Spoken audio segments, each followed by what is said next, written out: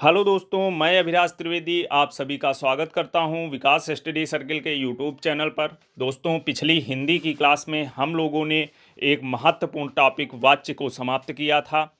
उसी क्रम को आगे बढ़ाते हुए आज का हमारा अगला टॉपिक और नया टॉपिक है वचन। आज हम लोग वचन पे चर्चा करेंगे। दोस्तों, आप लोगों को पता ही होगा कि इस टॉपिक से भी आपके हर एक एग्जाम में क्वेश्चन जरूर बनते हैं 1 से 2 नंबर के। तो दोस्तों, बिना स्किप किए हुए वीडियो को अंत तक जरूर देखें और चैनल को अधिक से अधिक सब्सक्राइब करें, वीडियो को लाइक जरूर करें। चलिए दोस्तों, शुरू करते हैं आज का अपना टॉपिक वचन। वचन क्या होता है? वचन का शाब्दिक अर्थ संख्या वचन होता है। वचन का शाब्दिक अर्थ संख्या वचन होता है। डिफिनीशन वगैरह तो आपके परीक्षाओं में नहीं पूछी जाती है, लेकिन हाँ ये है कि जो लोग पहली बार इस टॉपिक को पढ़ रहे हैं उनको सारी चीज़ें पता होनी चाहिए। तो दोस्तों, संख्या को ही वचन कहते हैं, संख्या वचन को ही वचन कहते हैं। वचन का एक अर्थ कहना भी होता है। संज्ञा के जिस रूप में किसी व्यक्ति वस्तु के एक से अधिक होने या एक होने का पता चले उसे वचन कहते हैं। बस आप लोग इतना सा याद रखिए, इसमें बस इतना ही इम्पॉर्टेंट है। संज्ञा के जिस रूप से किसी व्यक्ति वस्तु के एक से अधिक होने या एक होने का पता चले उसे वचन कहते हैं। अर्थात दूसरे शब्दों में भी देख लेंगे, संज्ञा के जिस रूप में संख्या का बोध हो उसे वचन कहते हैं। तो दोस्तों, आगे और देखेंगे। अर्थात संज्ञा सर्वनाम क्रिया विशेषण जिस रूप में हमें संख्या का पता चले उसे वचन कहते हैं। दोस्तों, ये तो हो गई डिफिनीशन कि संज्ञा सर्वनाम क्रिया विशेषण जिस रूप में हमें पता चले उसे वचन कहते हैं। दोस्तों, आप लोग केवल इसके में सटीक भाषा में इतना याद रखिए कि शब्दों के वे रूप जिनसे वस्तु की संख्या का बोध हो।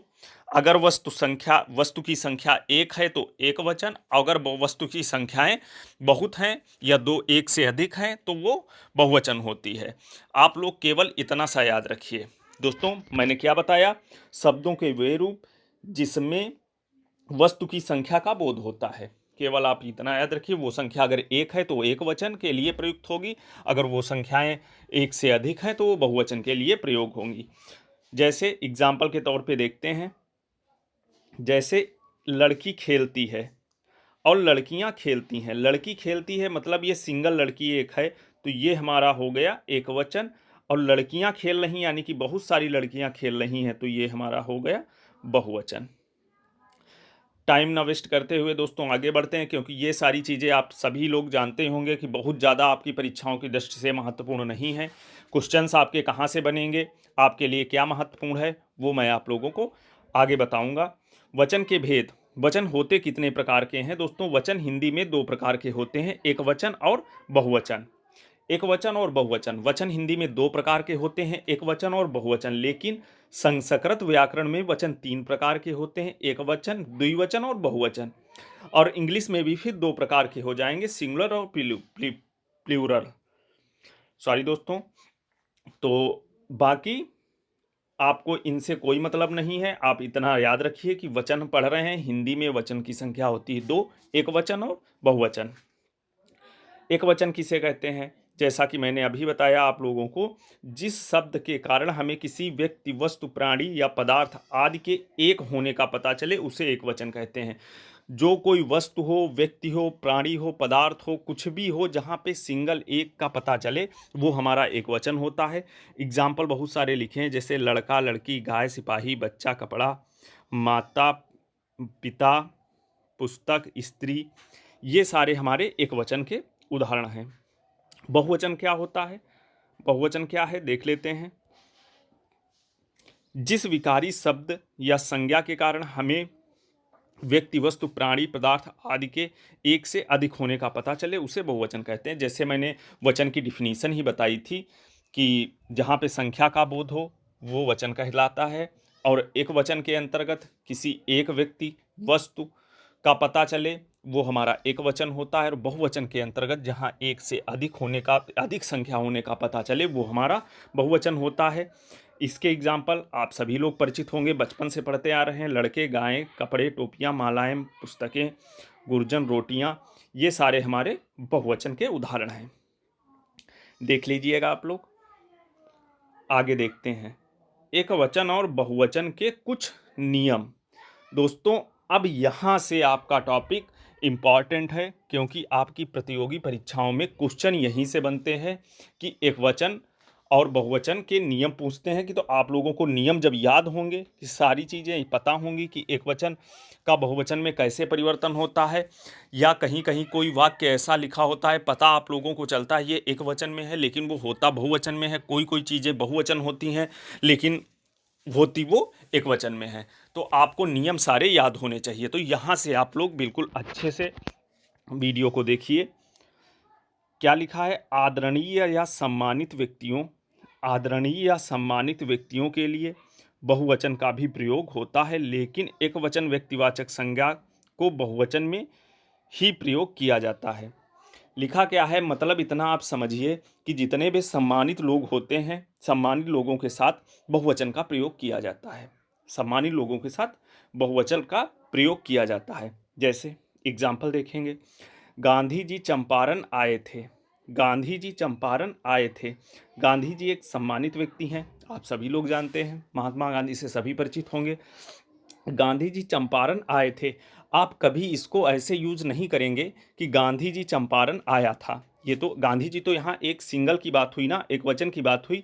तो यहाँ पे अगर हमें यूज करना होता तो हम लोग ये यूज करते ना, गांधी जी चंपारण आया था। लेकिन ऐसा नहीं हम लोगों ने वाक्य में लिखा है।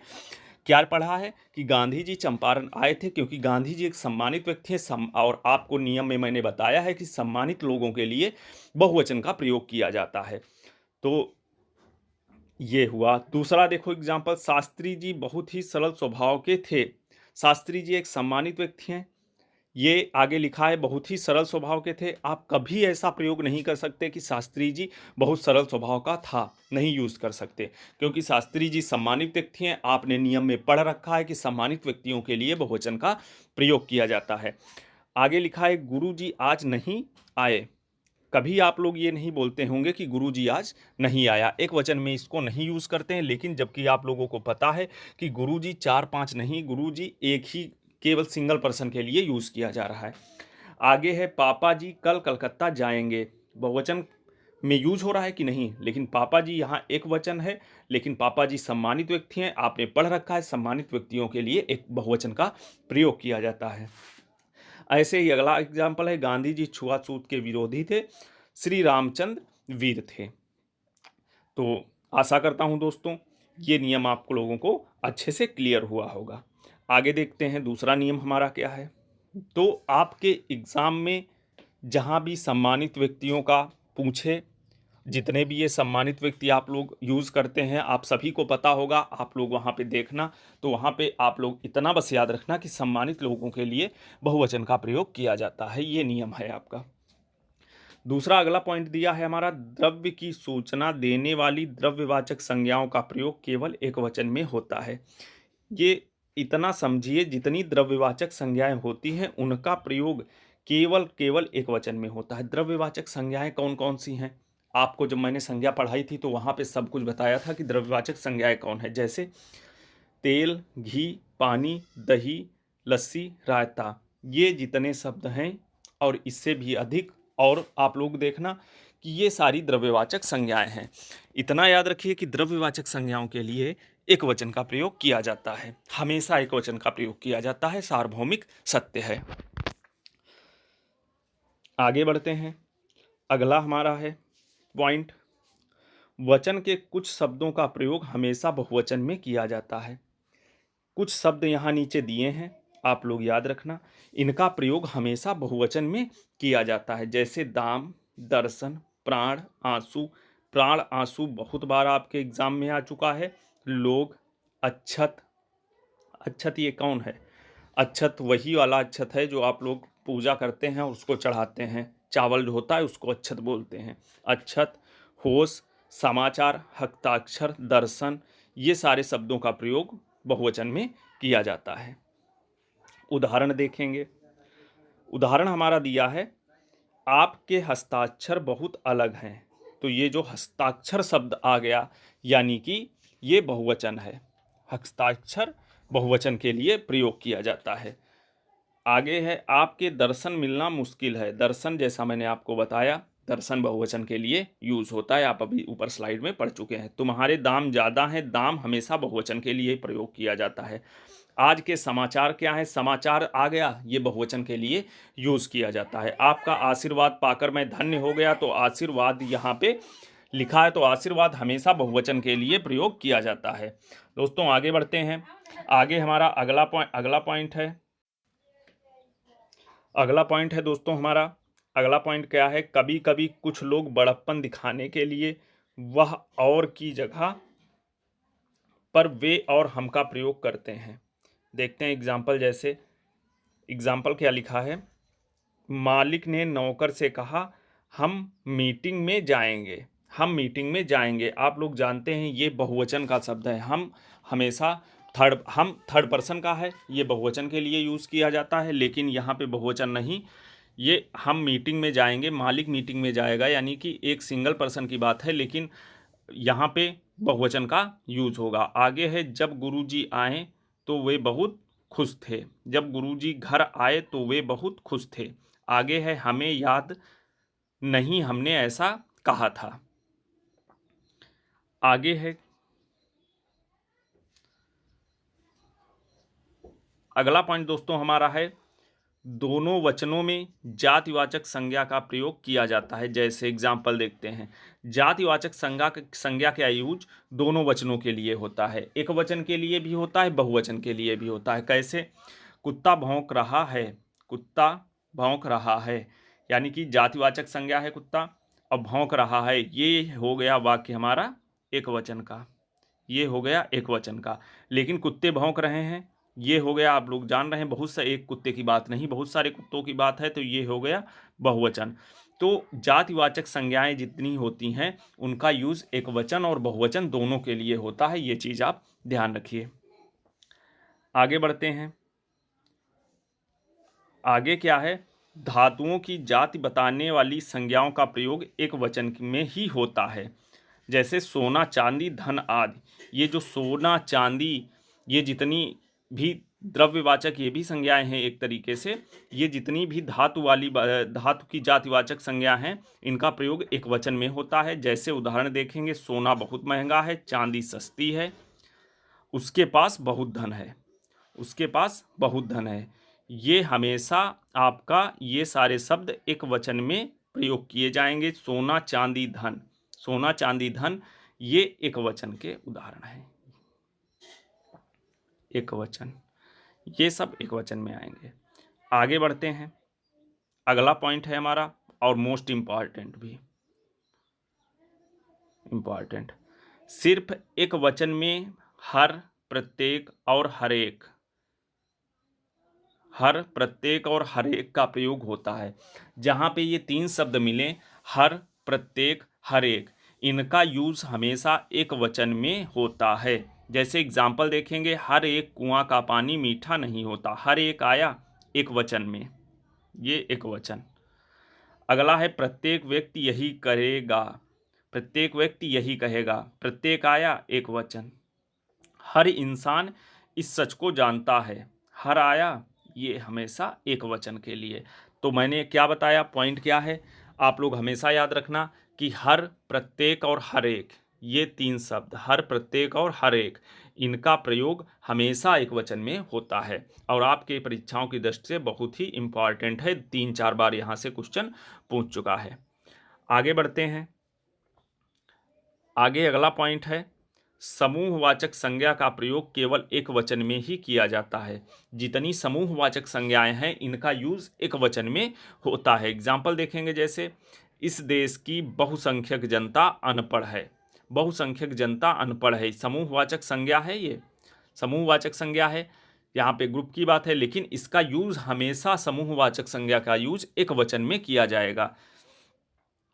इस देश की बहुसंख्यक जनता अनपढ़ है।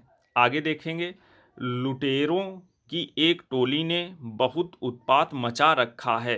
कभी आप इसको ऐसे नहीं बोलेंगे, लुटेरों की टोली ने बहुत उत्पात मचा रखे हैं, नहीं यूज़ किया जाएगा, गलत हो जाएगा।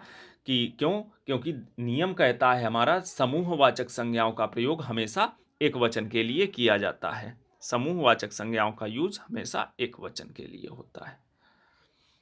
आगे बढ़ते हैं। अगला हमारा पॉइंट है नियम।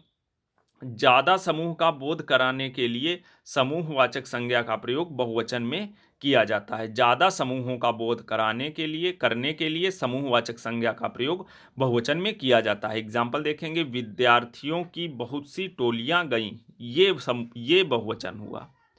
समूहवाचक संज्ञा तो है, लेकिन यहाँ ज्यादा समूहों का बोध कराया जा रहा है, तो ये हमेशा बहुवचन में होगा। ये आप अपने दिमाग से सेट कर लेना कि वहां पे आपके एग्जाम में कैसा वाक्य पूछता है। आगे बढ़ते हैं।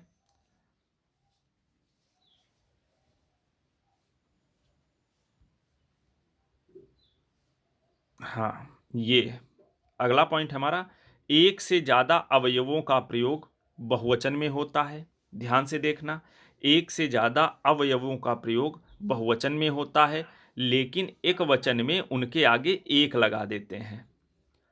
एक से ज्यादा अवयव, कौन कौन अवयवों की बात, यहाँ किसकी बात हो रही है? जैसे आंख, कान, उंगली, पैर, अंगूठा, ये सारे जो शरीर के अंग हैं, ये अवयव हैं हमारे। इनका प्रयोग बहुवचन में किया जाता है, लेकिन इनका एकवचन बनाने के लिए इनके आगे एक लगा लेते हैं। अगर एक नहीं लगाएंगे तो हमेशा उसका यूज बहुवचन के लिए किया जाएगा। कैसे? एग्जाम्पल देखेंगे। एग्जाम्पल लिखा है, राधा के दांत चमक रहे थे। ये तो वाक्य बहुवचन का हुआ, राधा के दांत चमक रहे थे। लेकिन आगे और देखते हैं, मेरे बाल सफेद हो चुके हैं, बहुवचन है। ये तो बहुवचन हुआ, लेकिन अगर एक वचन में वाक्य लिखा हो, कभी आप भ्रमित ना होना कि ऐसा नहीं कि मैंने पढ़ाया था कि मैंने पढ़ रखा है कि अवयवों का यूज जैसे नाक, कान, दांत, इनका और ये सारे चीज़ों का यूज बहुवचन के लिए किया जाता है, लेकिन एक वचन में इनका यूज कभी होगा ही नहीं। लेकिन ऐसा नहीं है, अगर इन अवयवों के आगे एक लगा दिया जाएगा तो इनका यूज एक वचन में भी होता है। आगे एग्जाम्पल देखेंगे, जैसे मेरा एक बाल टूट गया, यहाँ पे पर्टिकुलर एक लगा दिया गया तो ये हमारा हो गया एक वचन। ये तो दोनों हैं बहुवचन। आगे अगला दिया है, मेरी एक आंख में खराबी है, एक लगा दिया तो ये हो गया एक वचन। आगे है, मंजू का एक दांत गिर गया, एक लगा, एक वचन। तो क्या है यहाँ पे, एक से ज्यादा अवयवों का प्रयोग बहुवचन के लिए होता है, लेकिन उनके आगे अगर एक लगा दिया जाएगा तो उनका यूज एक वचन के लिए होता है। आशा करता हूं दोस्तों आप लोगों को क्लियर हुआ होगा। आगे अगला पॉइंट दिया है, करण कारक के वे शब्द जैसे जाड़ा, गर्मी, भूख, प्यास आदि को बहुवचन में ही प्रयोग किया जाता है। करण कारक के जाड़ा, गर्मी, भूख, प्यास, ये जितने शब्द हैं ये हमेशा बहुवचन में प्रयोग किए जाते हैं। जैसे बेचारा बंदर जाड़े से ठिठुर रहा है, जाड़ा आया। भिखारी भूखे मर रहे हैं, भिखारी भूखे मर रहे हैं, भूख आया, बहुवचन। ये शब्द जहाँ पे जाड़ा, गर्मी, भूख, प्यास, ये सारे शब्द हमेशा बहुवचन के लिए प्रयोग किए जाते हैं। आगे हमारा अगला पॉइंट है और इम्पॉर्टेंट पॉइंट भी है। कभी कभी एक वचन, इम्पॉर्टेंट कर लेना, कभी कभी एक वचन संज्ञा शब्दों के साथ गुण, लोग, जन, समूह, वृंद, दल, गण, जाति शब्दों का बहुवचन में प्रयोग किया जाता है। ये जितने शब्द दिए हैं आपके, गुण, लोग, जन, समूह, वृंद, दल, गण, ये सारे शब्द बहुवचन में प्रयोग किए जाते हैं। एग्जाम्पल देखेंगे। एग्जाम्पल दिया है, जैसे छात्रगण बहुत व्यस्त हैं, छात्रगण बहुत व्यस्त हैं, गण आ गया, बहुत व्यस्त हैं, तो ये बहुवचन हुआ। मजदूर लोग काम कर रहे हैं। अगला है, स्त्री जाति बहुत संघर्ष कर रही है, स्त्री जाति बहुत संघर्ष। आपने कौन कौन से पढ़ रखे हैं यहाँ पे? मैंने बताया, जहाँ पे गुण, लोग, जन, समूह, वृंद, दल, ये सारे हों शब्द, और जाति, ये सारे शब्द बहुवचन के लिए प्रयोग किए जाते हैं। तो दोस्तों आशा करता हूँ आप लोगों को ये टॉपिक अच्छे से क्लियर हुआ होगा। वीडियो को 1 से 2 बार ज़रूर देखें। अगली क्लास में हम वचन से संबंधित क्वेश्चन करेंगे, वहाँ पे आप लोगों को सारी चीज़ें क्लियर हो जाएंगी। दोस्तों मिलते हैं अपनी अगली क्लास में, तब तक के लिए जय हिंद।